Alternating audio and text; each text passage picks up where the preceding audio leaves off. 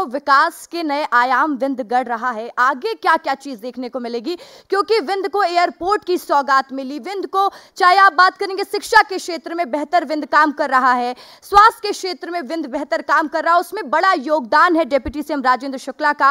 वो लगातार ये सपना देखते रहे और उस सपने को साकार भी कर रहे हैं। लेकिन आज इस मंच से हम जानेंगे कि आगे क्या क्या विजन है, सरकार की क्या प्लानिंग है, क्योंकि मध्य प्रदेश में लगातार विकास हो रहा है। रीजनल इंडस्ट्रियल कॉन्क्लेव जो विंध्य में कभी नहीं हुआ, रीवा में आयोजित होता है और बड़ा निवेश भी रीवा के लिए आता है। तो हर पहलू पर बात करेंगे। चलिए एक बार जोरदार ताली हमारे गेस्ट के लिए हो जाए, क्योंकि वो लगातार जिस तरीके से काम कर रहे हैं वो कोई आम बात नहीं होती है। और इस सेशन को आगे बढ़ाने के लिए मैं मंच पर बुलाना चाहूंगी हमारे एग्जीक्यूटिव एडिटर ज्ञानेंद्र तिवारी जी को कि वो मंच पर आए और इस सेशन को आगे बढ़ाएं और हर पहलू पर बात करें, विस्तार से बात करें, क्योंकि ज्ञानेंद्र तिवारी जो अपने बेबाक अंदाज के लिए भी जाने जाते हैं, तो आज वही बेबागी से वो सवाल पूछेंगे और हर सवाल का जवाब हम डिप्टी सीएम राजेंद्र शुक्ला जी से लेंगे।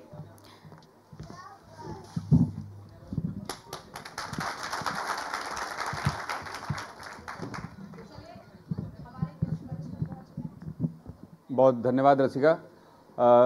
स्वागत बहुत हुआ है, लेकिन एक स्वागत मैं इसलिए करवाना चाहता हूं क्योंकि बाद में मेरी क्लास ना लग जाए, इसलिए मैं अपने editor in chief Brajesh Rajput ji को मंच में बुलाना चाहता हूं और उनके हाथों मंच में आपका स्वागत करवाना चाहता हूं। दुष्यन प्लीज।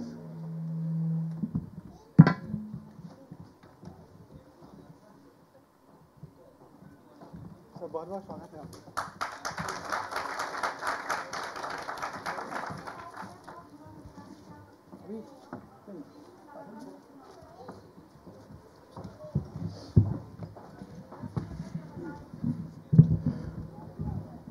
नमस्कार, मैं हूं ज्ञानेंद्र तिवारी और आप विस्तार न्यूज़ देख रहे हैं। विस्तार न्यूज़ आज आप विंध्य से देख रहे हैं और विंध्य आज हम लोग इसलिए पहुंचे हैं क्योंकि विंध्य उड़ रहा है और किस तरह से उड़ा रहे हैं डिप्टी सीएम राजेंद्र शुक्ला जी, इस पर बात करेंगे। आपका बहुत बहुत स्वागत है सर विस्तार न्यूज़ के इस मंच में।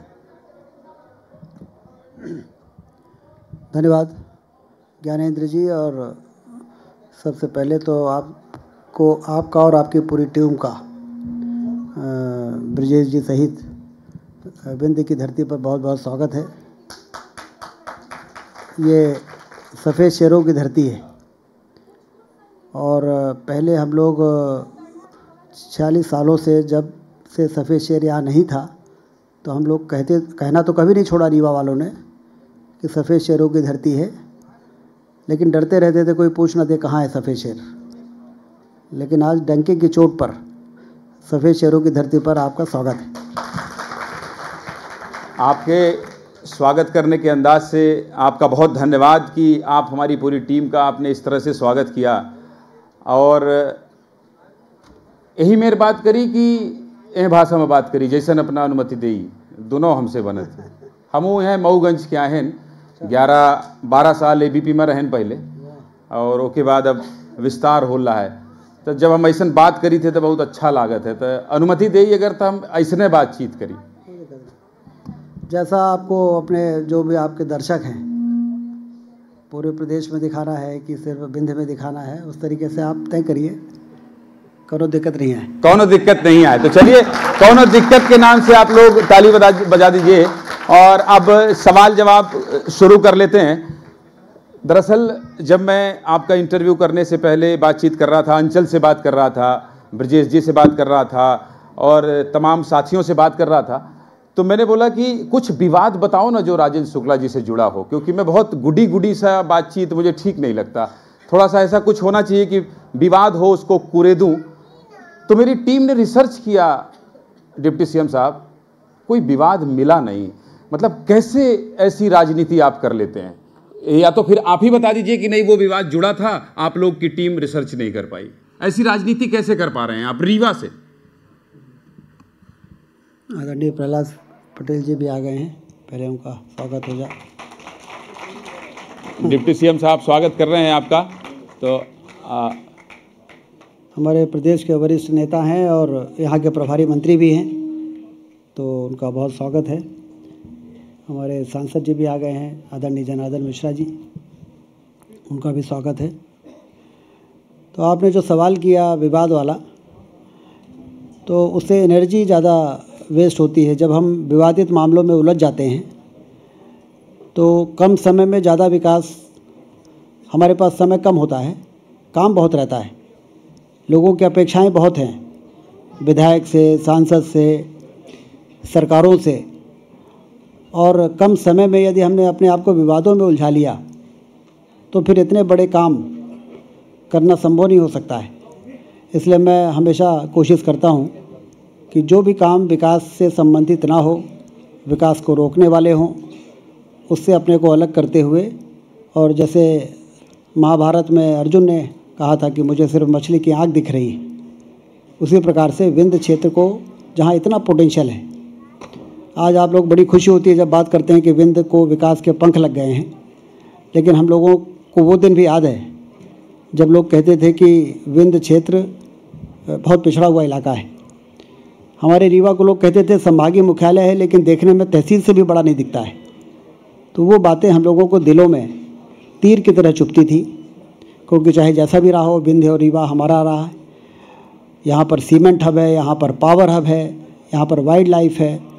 इतना पोटेंशियल होने के बाद भी हमारा क्षेत्र, यदि लोग उसको पिछड़ा कहते थे तो तकलीफ़ होती थी।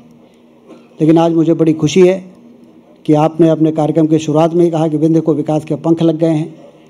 तो इसका मतलब यह है कि हम लोगों ने विवादों से दूर रहकर और अपने लक्ष्य पर केंद्रित होकर 2003 से जो विकास की यात्रा शुरू की है, वो हमारी दिशा सही है। मैं दरअसल प्रहलाद जी आपका बहुत बहुत स्वागत करना चाहता हूं मंच में।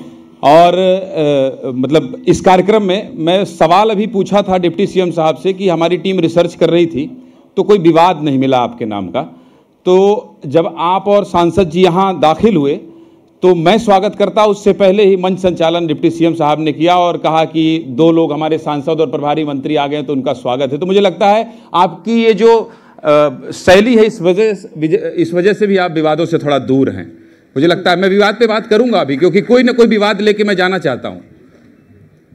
स्वागत नहीं तो मैं ये जानना चाहता हूं कि यहाँ से रीवा से हम लोगों को पता है कि रीवा किस तरह से आगे बढ़ रहा है। जैसे आपने कहा, हम लोगों ने क्राइम भी देखा है यहाँ, और बीच बीच में जब जनार्दन मिश्रा जी मंच से बोल देते हैं तो उसमें विवाद हो जाता है, और आप मंच में रहते हैं, जनार्दन मिश्रा जी बीच बीच में बोलते रहते हैं। उस रीवा को इस रीवा तक पहुँचाने में बहुत बाधाएं भी आई होंगी डिप्टी सीएम साहब। बाधाएं आती हैं, जैसा मैंने आपको बताया कि यदि आपका दिशा सही है और लक्ष्य निश्चित है तो फिर आपको उस लक्ष्य पर पढ़ने का, यदि आपके अंदर एक स्पष्ट दृष्टिकोण है तो फिर बाकी चीज़ें आती हैं, उसको इग्नोर करते हुए आगे बढ़ने की ज़रूरत होती है। तो कई चीज़ें आई, कई अड़चनें आई। जिन विकास के कार्यों की अभी आप बात कर रहे थे, solar plant, white tiger safari और एयरपोर्ट, इसमें कितने अड़चनें थी। अकेले एयरपोर्ट को मंजूर कराने में 12 साल लगे। टाइगर सफारी को मंजूर कराने में 12 परमिशंस लगी, जिसमें सुप्रीम कोर्ट की भी परमिशन शामिल है। लेकिन 10 साल से ज़्यादा का समय डबल इंजन की सरकार है, तब भी इतना वक्त लग गया। डबल इंजन की सरकार तो 2014 में आई है, हमारी प्रदेश में सरकार 2003 में बनी है। मैंने आपसे कहा ना कि 2003 से जो विकास की यात्रा शुरू हुई तो उसमें 3 से 14, 11 साल तो डबल इंजन की सरकार नहीं थी। 4 से 14, 10 साल नहीं थी। तो उसके बाद भी हम लोग तो अटल जी को मानने वाले लोग हैं। बाधाएं आती हैं तो आएँ, उठे प्रलय की घोर घटाएं, और आगे जो लाइन है, अंगारों पर भी यदि चलना होगा तो चलना होगा। भाई ताली बजाइए एक बार। तो देखिए, बाधाएं आती हैं, लेकिन यदि आपका विल पावर मौजूद है तो वो बाधाएं फिर आपको रोक नहीं सकती हैं। पहले भी सरकारों ने बहुत प्रयास किया होगा, लेकिन बाधाएं आती थी तो वो बाधाएं सफल हो जाती थी, क्योंकि इच्छा शक्ति, राजनीतिक इच्छा शक्ति की कमज़ोर थी। लेकिन हम लोग दूध के जले हैं। 2003 में जब जनता ने अपना आशीर्वाद दिया तो हम लोग इसलिए थोड़ी बैठे हुए हैं कि कौन सा काम क्यों नहीं हुआ ये कारण बता के जनता को संतुष्ट कर दें। हमें तो रिज़ल्ट देना पड़ेगा, और वो चाहे किसी भी प्रकार से रिजल्ट आए, हमें परिणाम जनता के सामने आज यहाँ पर सिंचाई की नहरों में बहता हुआ पानी देखने के बाद हमें कुछ कहने की ज़रूरत नहीं है कि क्या किया है। अच्छा, एक सवाल मेरा और है, कितने मुख्यमंत्रियों के साथ आप काम कर लिए बतौर मंत्री डिप्टी सीएम साहब? भारतीय जनता पार्टी की सरकार जब से बनी है, मैं सौभाग्यशाली हूँ कि जितने भी मुख्यमंत्री बने हैं सबके साथ काम किया है। इसके लिए भी एक बार आप लोगों को मुझे लगता है उमा जी के साथ 6 महीने, आदरणीय बाबूलाल गौर जी के साथ 1 साल, फिर शिवराज जी के साथ 10 साल और बाद में 1.5 महीने और 3 महीने इस चुनाव के 3 महीने पहले फिर बन गए थे एक बार, और डॉक्टर मोहन यादव जी के साथ 1 साल हो ही गए। तो ये मंत्री मतलब कैसे बनते हैं, थोड़ा सा ये भी लोग जानना चाह रहे होंगे कि हर सरकार में आप मंत्री कैसे बन जाते हैं? हमारी सरकार में प्रयास से कोई मंत्री नहीं बनता, दूरबीन लगी हुई है, हर व्यक्ति को देखा जा रहा है और पार्टी के लिए और प्रदेश के लिए समय समय पे कार्यकर्ताओं को मौका दिया जाता है। यहाँ प्रयास करने से कोई कुछ होता नहीं है कि हम प्रयास करें तो मंत्री बन जाएं। और प्रयास, जब मैं 3 साल मंत्री नहीं रहा तो मैं रीवा में काम करता था और बहुत आनंद में था। 3 क्रांतियाँ लाने का हमारा लक्ष्य है, हरित क्रांति, औद्योगिक क्रांति और पर्यटन की क्रांति। ये ज्ञानेंद्र जी, जो 3 क्रांतियाँ जहाँ पे आ जाती है ना, वहाँ पर फिर दूरबीन से भी यदि हम बेरोजगारी गरीबी ढूंढें तो ढूंढने से नहीं मिलती है। ये बात तो आपने बहुत अच्छी कही, लेकिन आपके विंध्य में एक विधायक हैं, वो बहुत क्रांति करते हैं और मैंने उनको देखा है क्रांति करते। कई बार वो दंडवत लेट जाते हैं, कई बार वो सुरक्षा कहते हैं कि हमारी हटा दीजिए, और फिर कहते हैं मेरी जान को खतरा है। और जब उनसे बातचीत करते हैं तो वो कहते हैं कि मतलब उनकी क्रांति आपने कंट्रोल नहीं की। कितने लोगों को तो कंट्रोल कर लेते हैं आप अपने सौम्य स्वभाव से। प्रदीप पटेल जी की बात कर रहा हूं मैं, मऊगंज के विधायक हैं। देखिए, हर व्यक्ति की अपनी शैली अलग अलग होती है राजनीति की। तो मूल में जनता की सेवा ही है और क्षेत्र का विकास ही है, क्योंकि भारतीय जनता पार्टी का कोई भी विधायक यदि बना है तो पार्टी ने उसको टिकट दिया है, फिर जनता ने वोट दिया है। तो अपने अपने तरीके से विकास हो और लोगों के काम हो, इस तरीके से लोग अपना तरीका अपनाते हैं। तो उसमें तो कोई सवाल खड़ा करना किसी दूसरे व्यक्ति का ठीक नहीं है। नहीं, मैंने उनसे कहा, मेरी बातचीत हुई थी, मैंने उनसे कहा कि आप पार्टी के सीनियर लीडर्स के पास नहीं जाते हैं क्या?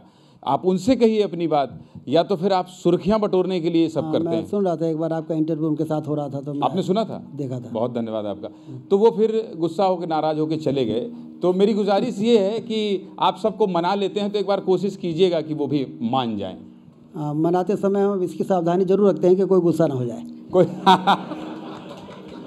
मतलब मनाने के लिए गुस्सा होने की भी गुंजाइश है, इसलिए एक अपना दायरा है। ठीक है, आगे बढ़ते हैं। अभी तो सब कुछ ठीक चल रहा होगा डिप्टी सीएम साहब, आप जो मुख्यमंत्री जी से कहते होंगे मिल जा रहा होगा रीवा के लिए, तालमेल सब सरकार में ठीक है? कहीं कोई बिल्कुल। मुझे, हम लोगों को इस बात की खुशी है कि डॉक्टर मोहन यादव जी ने जब से कार्यभार संभाला है, पहले से चल रही योजनाओं को भी गति दिया उन्होंने, और नई योजनाओं के बारे में भी जब भी कोई बात कही जाती है तो तेज़ी से मध्य प्रदेश ऊंचाई पर पहुँचे, क्योंकि मध्य प्रदेश बीमारू राज्य था और डॉक्टर मोहन यादव जी मुख्यमंत्री जब बने तो मध्य प्रदेश विकासशील राज्य है, तो बीमारू राज्य से विकासशील बना है। अब डॉक्टर मोहन यादव जी के नेतृत्व में विकसित बनेगा, तो इसलिए उनको भी इस मामले में हमेशा ये प्रयास रहता है उनका। जैसे रीजनल इंडस्ट्री कॉन्क्लेव का जो कॉन्सेप्ट है, ये उन्हीं का है कि रीजनल लेवल पे हम ये करें, फिर हम विदेशों में जाके रोड शो भी करें और उसके बाद लौट के आएँ तो ग्लोबल इन्वेस्टर समिट करें। तो तेज़ी के साथ वो एक नई सोच के साथ आगे बढ़ रहे हैं। सिंचाई की योजनाएं, सड़कों की योजनाएं, school, college, health, medical colleges खुल जाएं, अच्छे प्राइवेट पब्लिक पार्टनरशिप में जिलों में मेडिकल कॉलेजेस आ जाएं, इन सब चीज़ों में वो बहुत ही इनोवेटिव तरीके से काम कर रहे हैं। एक सवाल अंचल शुक्ला, आपकी अनुमति से ले लूं, बाद में लड़ा न हमसे। एक सवाल हम पूछे ले थे, विवाद अब तक तो नहीं निकला है, कोशिश पूरी करें पर कुछ निकला नहीं। आप ही ने कहा डिप्टी सीएम साहब कि कई मुख्यमंत्रियों के साथ काम करने का अवसर आपको मिला, सबसे बेहतर समन्वय और सबसे शानदार किसके साथ आपका समय रहा? आपने खुद ही कहा कि मैं समन्वयवादी हूँ, तो सभी के साथ मेरा समन्वय रहा है। और ये एक विचारधारा को लेकर मिशन के रूप में काम करने वाली पार्टी की सरकारें हैं, तो इसलिए जो भी मुख्यमंत्री रहे हैं सभी का उद्देश्य एक ही रहा है कि तेज़ी के साथ मध्य प्रदेश को हिंदुस्तान में सबसे बेहतर राज्यों में शामिल करने के लिए पूरी कोशिश की जाए, पूरी ताकत लगाई जाए। तो समन्वय सभी के साथ अच्छा था।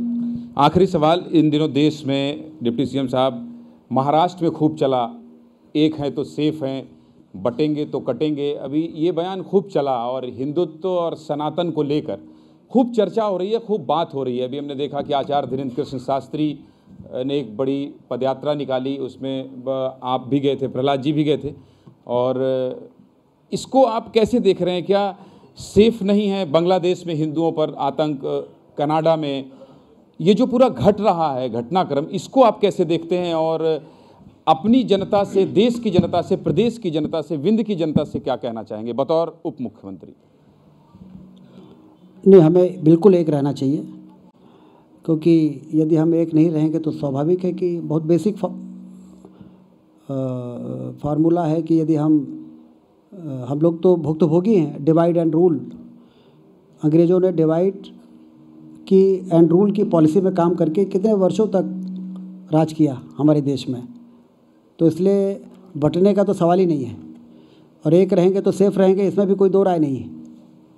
तो इसलिए हम सबको बहुत सजग रहते हुए इकट्ठा रहना है। देश को आगे ले जाने के लिए जितनी भी रचनात्मक शक्तियां हैं उनको साथ देना है, उनको मजबूती देनी है, जिससे भारत की जो वास्तविक स्थान है विश्व गुरु के स्थान पर पहुंचने का, दुनिया का नेतृत्व करने की जो क्षमता है, आर्थिक महाशक्ति बनने की जो संभावनाएं हैं, इन महान लक्ष्यों को हम प्राप्त कर सकें।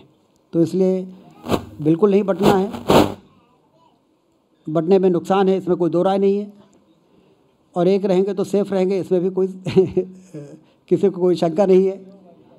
दुनिया में जो हो रहा है, चाहे वो बांग्लादेश हो या अन्य जगह पे, उससे हमें ये सीख लेनी है कि भारत जो शांति का संदेश सारी दुनिया में देने का जिसका दायित्व है, वो काम तो हम तभी कर पाएंगे जब हम स्ट्रांग रहेंगे। हमें स्ट्रांग रहना है। बहुत बहुत धन्यवाद आपका। आपसे बातचीत करके मैंने पूरी कोशिश कर ली, सफल तो नहीं हो पाया, लेकिन आपसे बातचीत करके बड़ा आनंद आया। और आपको जब सुन रहा था तो स्लो पिच में ही आप इतनी महत्वपूर्ण जानकारी दे रहे थे और सब कुछ कह गए, सब कुछ बता गए। और जो देखेगा ये इंटरव्यू, मुझे लगता है वो ये कहेगा कि विंध्य के लिए सार्थक चर्चा हुई है, सार्थक बातचीत हुई है। बहुत बहुत धन्यवाद डिप्टी सीएम साहब इस मंच पर आने के लिए।